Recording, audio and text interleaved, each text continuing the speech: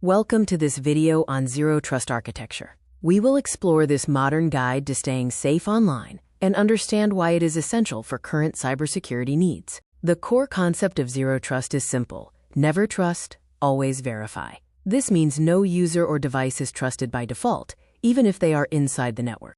Traditional security is like a castle, where the walls are the network edge and the moat keeps out strangers. Once you are inside, you are trusted. But what happens if a bad person gets inside? Zero Trust follows three main rules. First, verify every time. Second, use least privilege, giving access only for the job required. Third, assume a breach, acting like a threat is already in the system. We need Zero Trust because 80% of data breaches involve weak passwords. Old castle walls cannot stop a stolen key, highlighting the flaw in traditional perimeter security. Identity is the new wall. In Zero Trust, identity is everything. Verification includes checking your username, strong password, MFA, and your usual working hours and location.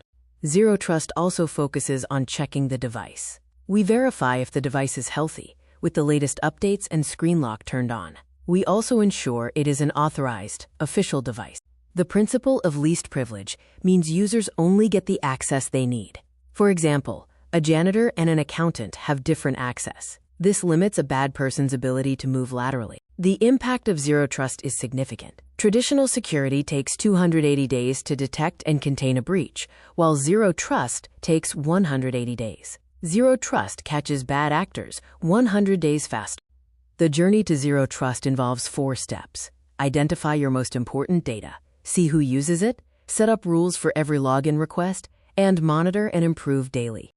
The main benefits of Zero Trust are stronger security, enabling safe work anywhere, and full control over everything happening in your system. This makes life easier for honest users and harder for criminals.